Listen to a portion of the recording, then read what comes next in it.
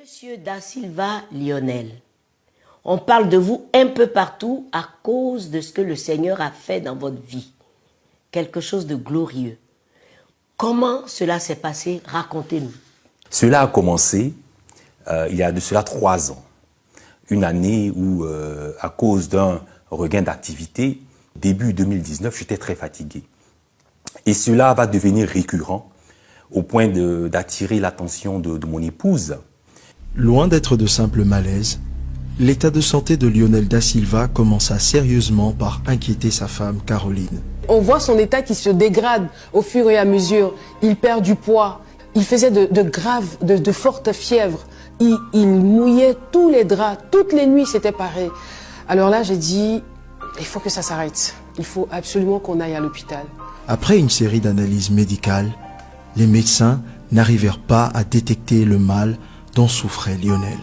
On ne savait plus à quel sein se vouer médicalement parlant. C'est comme ça que la maladie va aller grandissante. Je vais commencer à avoir des symptômes de sueur nocturne.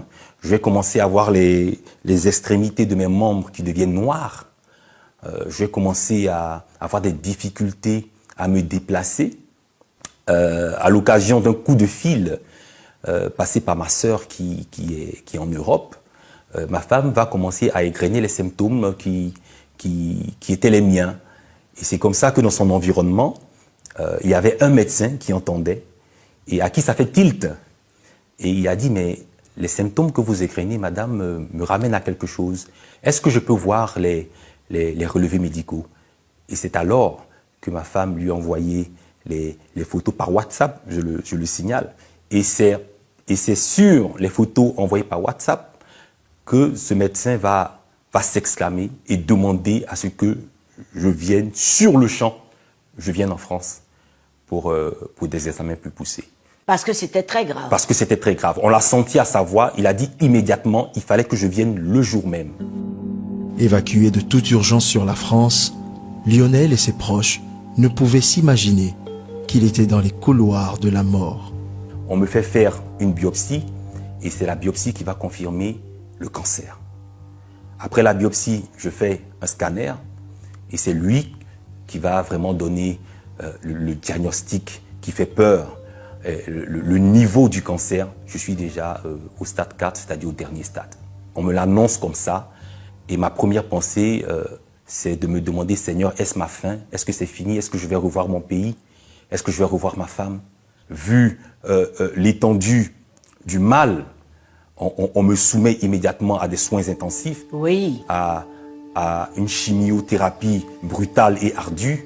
Les cellules cancéreuses s'étaient déjà généralisées dans mon corps. Oh. Ma moelle épinière était déjà dans un état critique.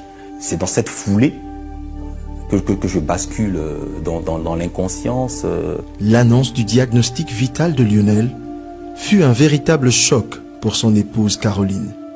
Je ne savais pas que j'allais pouvoir m'en remettre. Il y avait une petite voix au fond de moi qui me disait que je n'allais plus revoir mon mari. Oh là là. Et j'avais vraiment peur. J'avais peur de le perdre. J'avais peur de ne plus le revoir. J'avais peur d'imaginer ma vie sans lui. Dans cette traversée périlleuse, Caroline Da Silva, l'épouse de Lionel, tourna son regard vers Dieu. On priait ensemble, on ne lâchait pas prise. On savait que le Seigneur allait faire. Au moment où les médecins étaient perplexes à la guérison de Lionel, Dieu opéra un grand miracle. Une nuit, je me réveille brusquement dans le noir et c'est comme si la vie m'est revenue. J'ai dit, je vais essayer de me lever parce que ça faisait plusieurs jours que je n'arrivais pas à m'asseoir, parce que j'étais très affaibli, j'ai pu m'asseoir. Je me suis dit, bon, c'est trop beau, je vais essayer de me mettre debout. C'est vrai que j'avais des tuyaux un peu partout, je n'ai pas pu aller loin du lit d'hôpital, je me suis juste tenu debout, et c'est là que j'ai réalisé que le miracle du Seigneur venait de s'opérer. Et je me suis assis, et j'ai commencé à louer le Seigneur. Waouh! J'ai commencé à lui dire merci. Et Je prends un téléphone, il y avait un téléphone sur ma table d'hôpital, je lance le dernier appel, je tombe sur un ami et il était 3 heures du matin à Abidjan et il était fou de joie. J'ai ensuite appelé mon épouse que j'ai trouvée en train de prier, il était 4 heures du matin.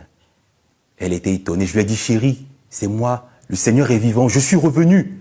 Et avec cette force avec laquelle je vous parle aujourd'hui. Et au petit matin, le personnel, on va s'étonner un peu de mon état de santé qui a reviré de but en blanc. Et c'est comme ça que je vais être amené à faire un second scanner qui va être significativement extraordinaire. Toutes les cellules cancéreuses ont disparu. Alléluia. J'étais accompagné de mon beau-frère qui est médecin. Lorsqu'il a vu les relevés, il a explosé de joie en plein hôpital. Toutes les cellules cancéreuses. C'est-à-dire que d'un stade 4, je suis passé à un stade, je peux dire 0. Toutes les cellules ont disparu.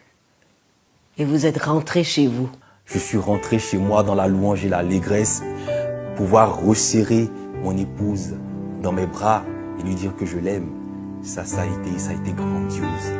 Aujourd'hui, Lionel Da Silva est complètement guéri et témoigne partout sa reconnaissance à Dieu.